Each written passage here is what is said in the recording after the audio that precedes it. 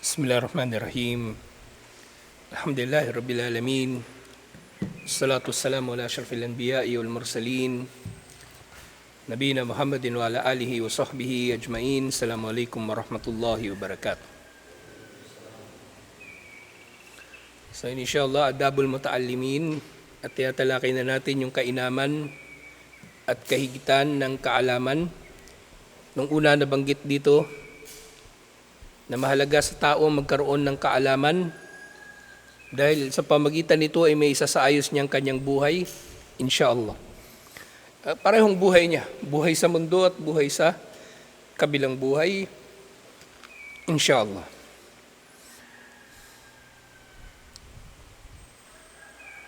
At nabanggit yung sinabi ni Ibnul Qayyim rahimahullah, Miftahu Darus Saada wa Mansyura Wilayat al-Ilm wal Irada. Sa kanyang aklat na ang susi ng kaligayahan at ang nagbubuklat ng kaalaman. Sa sinabi niya sa aklat na ito, Fabada'ahu bil aslil awwal fil ilmi wa fadlihi wa syarafi. Sa aklat na ito ay sinimulan ni Ibnul Qayyim rahimahullah ang pagtalakay sa kaalaman, kainaman nito at mataas na antas ng kaalaman. Wa bayanu umumil hajati ilay, at ang pangkalahatang paglalahad ng pangailangan ng tao sa kaalaman. Wa tawakkufi kamalil abdi wa najatihi fi ma'ashihi wa ma'adihi alayhi. At ang kaalaman, ito ang magdudulot sa tao ng kaligtasan sa kanyang pamumuhay at ito ay kanyang magiging panustos, insyaAllah. At totoo ang sinabi na ito ni Ibnul Qayyim rahimahullah, hindi lang sa kaalamang Islamiko, kahit sa pagmundo na kaalaman, pagnenegosyo, pagtatrabaho. Kung wala kang alam, magtrabaho ka kahit anong sipag mo, walang mangyayari sa'yo. Si Ahmad, masipag. Palpak naman yung mga deliver. O si Khalid, masipag. Inasintadahan yung hindi naman pinapasintadahan. O kaya palpak yung pagkakasintada. So, walang saysay. Kailangan ng kaalaman, insyaAllah. Kailangan ng kaalaman. At doon nabanggit yung aya, Kul hal yastawi alladhina ya'lamuna wal ladina la ya'lamun. Sabihin mo, Muhammad sallallahu alaihi wasallam, magkatulad ba ang may alam at ang walang nalalaman? At iniugnay niya rito ni Ibnul Qayyim rahimahullah, yung isa pang aya, La yastawi ashabun nari wa ashabul jannah. Hindi magkatulad at hindi magkapareho ng antas ang mga tao sa paraiso at ang tao sa impyerno. Na parehong tinukoy dito ay salitang yastawi, na parang sinasabi ni Allah, ang pagitan ng tao, kumbaga pinagkaiba ng antas nila, ng level nila. Ang pinagkaiba ng level ng may alam at walang alam ay katulad ng nasa impyerno at katulad ng nasa paraiso. Sa sikapin ng tao na magkaroon siya ng kaalaman, insyaAllah, kaalaman sa relihiyon unang-una at kaalaman na may kinalaman sa buhay dito sa mundo. Kasing kaalaman dito sa mundo, mahalaga rin naman. Mahalaga rin naman. At yan ang nagiging dahilan kung bakit naging mahina ang mga Muslim. Parehong tinalikuran ng mga Muslim yung dalawang kaalaman na ito. May mga tao, pinag-aralan nila yung relihiyon pero wala silang alam sa buhay sa mundo. Ikinulong na nila yung sarili nila sa buhay sa kabilang buhay. Nandun na sila halos. Wala silang alam sa mga nangyayari sa mundo. Ultimo history o balita sa nangyayari sa mundo, wala silang alam. At meron din naman mga tao, matatalino nga, matataas ang posisyon sa gobyerno, sa politika, mga abogado, engineer, pero nagpapabayarin naman sa relihiyon. Dapat balanse, dapat pantay. Ganun ang mga sahaba. Ganun ang mga sahaba. So balanse yung kanilang kaalaman sa relihiyon at kaalaman sa mga kaalaman na pangmundo. Na hindi nila pinabayaan pareho. Pareho nilang tinutupad. So yung mga Muslim ngayon, extreme. Extreme sa kaalaman sa kabilang buhay at extreme sa kaalaman sa mundo. Hindi nila binabalanse. Kaya mahina ang mga Muslim. Kaya mahina ang mga Muslim. Mga Muslim halimbawa, kung iahambing sa mga kuffar, mananaigang kuffar kasi mas maalam sila sa kaalaman sa mundo. O maraming mga Muslim matatalino, kaya ng mga Muslim mag-develop ng weapons, pero konti lang sila. Yung kuffar, lahat sila halos mahusay sa mga larangan na may kinalaman sa science, mathematics. Parang ngayon halimbawa, ang nangunguna ngayon sa cybersecurity at malapit na rin silang mapunta sa pinaka mahusay na manufacturer ng mga sandata, yung Israel. Pero tingnan mo yung mga Muslim ngayon, nagpapabaya sila. Merong mga matatalino, pero iilan lang sila. At yung mga tao na maalam naman sa relihiyon, wala silang pakialam sa kaalaman na may kinalaman sa mundo. Kaya nga lagi ko nababanggit yung Gombursa at yung mga tao nung unang panahon, yung mga kahit kuffar. Yung Gombursa, oo, pare sila, pero nakapagdulot sila ng pagbabago doon sa kanilang mga pamayanan. Nakapagdulot sila ng pagbabago sa paraan ng mga tao na mag-isip. Halimbawa niya si Father Burgos, estudyante niya yung kuya ni Jose Rizal, si Pasiano.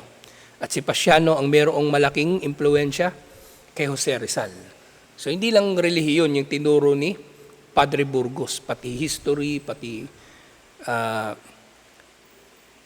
batas, tinuro niya doon kina Pasiano. So hindi lang ganun ang imam dapat. So dapat meron siyang alam sa buhay sa mundo, inshallah. Si Jose Rizal, halimbawa, nung napunta siya sa Dapitan, hindi lang naman siya nagpakadoktor doon Marami pa siyang ibang ginawa na benepisyo o pakinabang sa mga tao. Alhamdulillah. Yung mga sahaba, balik tayo sa mga sahaba, saan man sila makarating, nabubuo yung isang pamayanan ng mga Muslim. Nabubuo, nade-develop dahil pareho silang may kaalaman sa mundong ito at sa kabilang buhay. So dapat pinagyayaman ng tao ang parehong kaalaman. Parehong mahalaga ito. Mas mahalaga ang kabilang buhay, pero mahalaga rin ang buhay dito sa mundo. Kasi kung hindi mahalaga ang buhay dito sa mundo, di sana wala ng jihad, walang da'wah, walang sadaka, wala na, kanya-kanya na lang tayo. Nakatira tayo sa sarili nating mga bahay, parang ermitanyo, sumasamba na lang tayo doon sa bahay natin, ginawa natin parang kuweba. Ganon, kung hindi mahalaga ang buhay dito. Pero mahalaga ang buhay dito. Kaya nga, makikita natin yung mga sahaba na nagsikap din sa buhay dito sa mundo, alhamdulillah. So, balanse, dapat. So, karugtong, wa amara Allah Ta'ala nabiyahu Muhammadan sallallahu alaihi wasallam bi an yas'aluhu al-mazid min al-ilmi. Ngayon din, sinabi ni Ibn al-Qayyim, nabanggit ni Ibn al-Qayyim rahimahullah sa kanyang aklat, na inutusan ni Allah subhanahu wa ta'ala si Propeta Muhammad sallallahu alaihi wasallam ng dagdag na kaalaman. Ano kaya yung dua na yun? Ano yung dua na yun? Aya yun sa Quran. Wa qul rabbi zidni ilma. So, inutos ni Allah kay Propeta Muhammad sallallahu alaihi wasallam na magdua si Propeta Muhammad sallallahu alaihi wasallam ng karagdagang kaalaman. Hindi nag-utos si Allah kay Propeta Muhammad sallallahu alaihi wasallam na magdua para sa anumang bagay, pero nauna niyang nabanggit dito ang humiling siya ng dagdag na kaalaman. Wa kafa bihadhihi al-aya sharafan lil ilm anna amara Allahu nabiyahu an yas'aluhu al-mazida minhu. At sapat na ang aya na ito para mapagtibay ang mataas na antas ng kaalaman na inutusan ni Allah ang kanyang propeta na humiling ng karagdagang kaalaman. Wa akhbara subhana anna al-ulama hum ahlu khashya wa khassahum min baynin nasi bidalik. So meron pang isang aya na dito tinukoy ni Allah subhanahu wa ta'ala ang mga ulama, at tinutukoy dito na ulama hindi yung graduate ng Madina, hindi. Yung graduate ng Islamic University, hindi. Ang tinutukoy ditong ulama, sa pangkalahatang kahulugan nito, yung lahat ng mga Muslim na may tangan ng kaalaman, insyaallah. Na sinabi na si Allah ay nagtukoy dito sa aya na ito na sila lamang ang ahlu khashya. Sila yung tao, mga tao na tunay na mayroong takot kay Allah subhanahu wa ta'ala. At sinabi nga, innama yakhshallaha min ibadihi al-ulama, innallaha azizun ghafur. Ang tanging mayroong takot kay Allah ay ang mga alipin niya na ulama. Ang tanging may takot kay Allah ay ang mga alipin niya na ulama. Kasi yung tao na hindi niya kilala si Allah, hindi niya katatakutan si Allah. Di ba? Yun din yung kahalagahan ng kaalaman. Kapag alam mo yung isang bagay, alam mo kung ano yung pakinabang nito at alam mo kung ano yung panganib nito. Alam mo kung ano yung pakinabang nito at alam mo kung ano yung panganib nito. Halimbawa, merong equipment, merong gamit, may chainsaw. O, alam mo gamitin yung chainsaw, alam mong gagawin kapag may aberya, alam mo yung tamang paggamit. E pag hindi mo alam, bara-bara ka lang, hindi mo kinatatakutan yung chainsaw, hindi putol yung katawan mo kasi hindi mo alam. So, ganun din kay Allah. Habang nakikilala natin si Allah, mas minamahal natin siya. At habang mas nakikilala natin si Allah, mas kinatatakutan natin si Allah. So ganito yun. Ganito yun. Pero syempre, ang khashya ng Muslim kay Allah, ang khashya ng Muslim na maalam kay Allah, ito ay khashya o takot na hindi katulad ng takot ng tao sa nilikha. Ang takot na ito ng mananampalataya kay Allah ay takot na may kasamang pagmamahal, may kasamang paggalang. Hindi katulad ng takot ng tao sa mabangis na hayop, o takot ng tao sa kriminal, o takot ng tao sa aswang, sa multo. So yung pagmamahal ng tao, ay yung takot ng tao kay Allah, yun ay dulot ng pagmamahal at paggalang niya kay Allah. Pero yung tao na natatakot sa leon, hindi naman niya ginagalang yung leon, di ba? Alam lang niya talaga na mabangis yung leon. O takot siya sa kriminal. Takot siya doon, di dahil mahal niya yung kriminal o ginagalang niya yung kriminal. Alam niya lang na tarantado talaga yun. Pipinsalain siya nun. O yung kinatatakutan pa ng mga tao na katang isip, maligno, o engkanto. Nasabi kong katang isip, although totoo siya, pero marami sa mga kwento kasi ng kung paano sila napipinsala, di umano ng mga ito ay pawang mga katang isip lang. O totoo ang mga engkanto at mga jinn, pero yun nga, yung mga kwento nila ay pawang mga, lalo na sa mga pelikula, yung mga horror, kaya dapat hindi tinatangkilik ng mga tao yun eh. Kumbaga, puro mga katang isip. So natatakot sila, yung nanood kayo ng horror, tas mamaya utusan mo yung anak mo, bumili sa tindahan, ayaw na lumabas. Kasi natakot na. So hindi ganun ang takot kay Allah. Takot kay Allah ay may kalakip na pagmamahal at paggalang. At kung meron mang takot, yung nga palagi ito nababanggit, kung meron mang takot na katulad lang pero hindi magkasing antas. Kung meron mang takot na katulad dapat ng takot ng mananampalataya kay Allah, ito yung takot ng tao sa kanyang magulang. So takot ka sa magulang mo. Kahit mas malaki ka pa sa magulang mo, yung tatay mo, bansot, tapos ikaw malaki, susundin mo pa rin yung tatay mo. Dahil minamahal mo, ginagalang mo yung tatay mo. Hindi mo yung sisipain pag ayaw mong sumunod. Ganyan din yung nanay mo. So ganun, minamahal ng tao si Allah.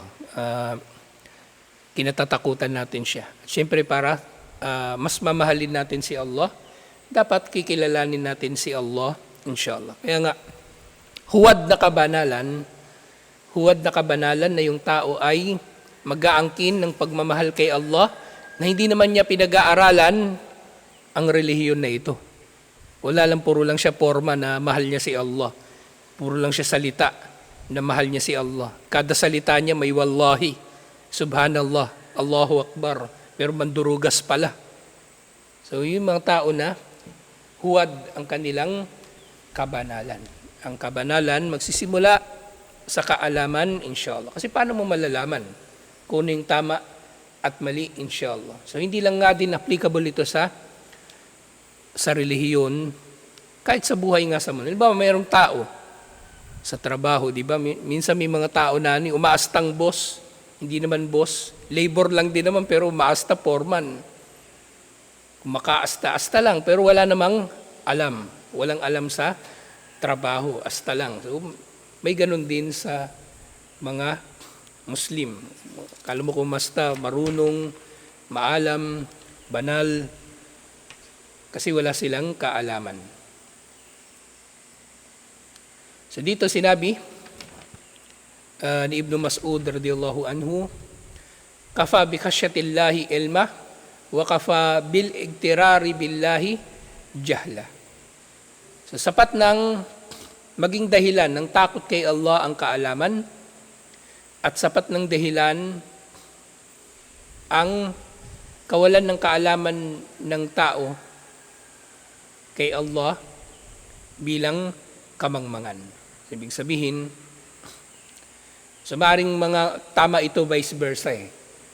Ang takot ng tao kay Allah ay maaaring magdulot ng kaalaman, at ang kamangmangan niya kay Allah ay maaaring magdulot o yung kawalan niya ng kaalaman kay Allah ay magdudulot ng kamangmangan. O pwede rin baligtad. Ang kaalaman ng tao kay Allah ay magdudulot na siya ay matatakot kay Allah, at ang kamangmangan ng tao kay Allah ay magdudulot ng igtirar. Yung igtirar, kumbaga nagkakaroon ka ng mga maling ilusyon, nagkakaroon ka ng ilusyon tungkol kay Allah. Na iniisip mo si Allah ganito, pero hindi naman pala siya ganun. So tulad ng mga tao, meron silang sariling mga pamantayan kung paano uunawain si Allah. Ang mga kuffar, lalong-lalo na. Yung mga kuffar, lalong-lalo na. Iniisip nila si Allah ganito, si Allah ganyan. Iba-iba na nga tawag nila kay Allah eh. Diba? Yung mga kuffar, iba-iba na yung tawag nila kay Allah. So nauso nga minsan yung tawag nila kay Jesus, bro. Ngayon nagtataka na ako ngayon, bakit si Jesus daw anak ng Diyos at tawag nila kay Jesus, bro. So ibig sabihin sila rin anak ng Diyos, kasi magkapatid sila ni Jesus eh. O kaya sasabihin ng iba, si Jesus anak ng Diyos, si Jesus, Diyos na nagkatawang tao, tapos natawag nila kay Jesus, bro, o di magkapatid na sila ng Diyos. So alin ba talaga? Kasi ito lang yung igtirar.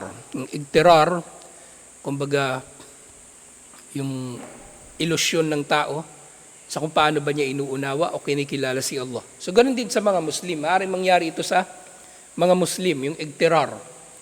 Halimbawa nito yung paniniwala ng ilang mga Muslim, nasasabihin lang nila ang la ilaha illallah kapag mamamatay na sila, tapos papasok na sila sa paraiso. Kahit hindi sila magsala, hindi sila magbayad ng zakah, hindi mag-hajj, hindi mag-fasting, basta la ilaha illallah, kapag mamamatay na sila, yun ay igtirar din. Yun ay igtirar din na maituturing, at yun ay ligaw na paniniwala. Walang makakagawa nito liban na lang sa mangmang sa kanyang relihiyon. At gayon din, wa akhbara subhanahu wa ta'ala an raf'i darajati ahli ilmi wal imani khasatan. So binanggit ni Allah ang pagiging mas mataas na antas ng mga may kaalaman at pananampalataya. So sinabi ni Allah, yarfa'illahu alladhina amanu minkum walladhina utul ilma darajat. Iniangat ni Allah sa mas mataas na antas ang mga may pananampalataya at may kaalaman na kabilang sa inyo. So mas mataas ang antas ng mga Muslim na may kaalaman at may pananampalataya. So maaring pare-pareho tayo ng level ng pananampalataya. Pero bandang huli, yung kaalaman ang magdudulot sa tao na siya ay magkaroon ng mas mataas na antas. Kasi may isa sa buhay niya yung kaalaman na yun. May isa sa buhay niya yung kaalaman na yun. Halimbawa, uli, sa trabaho, o pare-pareho kayong construction worker, Pero bakit mas malaki yung sweldo ng isa? Bukod sa sip-sip, ba't mas malaki yung sweldo ng isa? Kasi marunong siya magmason, marunong magkarpintero, tas kung ano-ano. Yung kaalaman niya na yun, hindi niya yun nakuha dahil lang sa pag-aangkin. Yun ay isinasabuhay niya at syempre pinag-aralan niya. Okay? Pinag-aralan niya. So yung marami sa construction natututo naman, di ba? Na patingin-tingin lang, tapos paano, pasingit-singit. Yung labor, pag nakatalikod yung mason, nagyoyosi. Siya naman yung nagpapalitada doon. So, yun yung nagpapatunay na yung kaalaman, hindi lang applicable sa relihiyon. At hindi lang ito nagdudulot ng pakinabang sa relihiyon. Pati pakinabang sa pakinabang sa mundo na ito, meron din sa kaalaman. Alhamdulillah. So, aangat ni Allah sa mas mataas na antas ang mga may pananampalataya at may kaalaman. Wallahu bima ta'maluna khabir. Si Allah sa inyong mga ginagawa ay nakababatid. So nalalaman ni Allah yung ating mga ginagawa. Alhamdulillah. Actually, itong mga aya na ito, itong mga nabanggit ko, ito rin nababanggit do sa Riyadus Salihin. Sa Riyadus Salihin, meron doong Kitabul Ilm, aklat ng kaalaman. Yung bago pa lang kami sa Islam, pinakabisado sa amin yun, lahat. Yung Kitabul Ilm, lahat ng mga aya na yun at lahat ng mga hadith doon. So kung meron kayong panahon, yun nga yung app na tinuro ko sa inyo, yung hadith collection. Ito yung kulay blue. Download nyo yan. Ayan. Ito, yan, hadith collection. So, pag binuksan niyo yan, andyan na yung lahat. Sahih Bukhari, Sahih Muslim. Napakaganda nga nung nito eh. Kasi kung ito, bibilhin niyo libro, halimbawa, mahal. Tapos, set pa ito ng mga libro. Kung bibilhin niyo ito lahat, pa 50,000, magagastos niyo libro pa lang. Ito, lahat nandito na sa app. Alhamdulillah.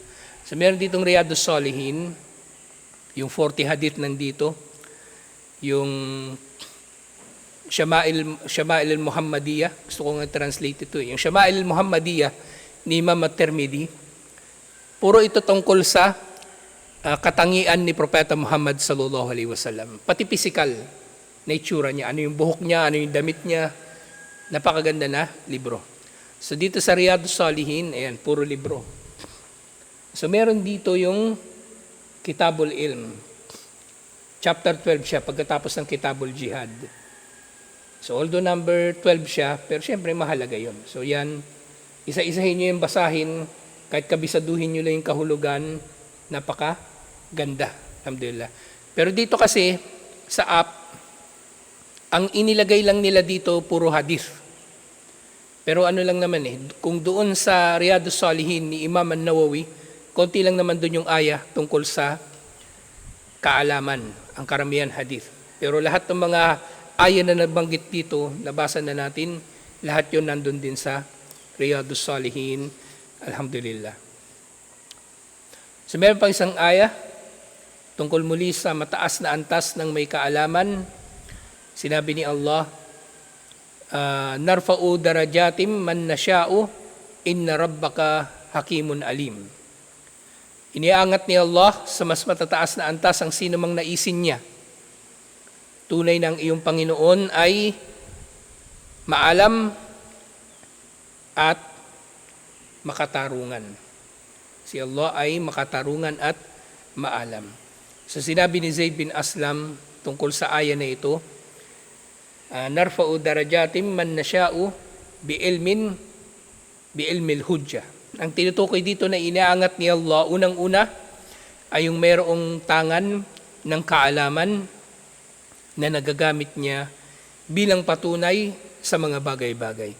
Ilmul hujjah, ibig sabihin, kaalaman sa mga patunay, kaalaman sa mga ebidensya, kaalaman sa mga dalil, sa mga batayan.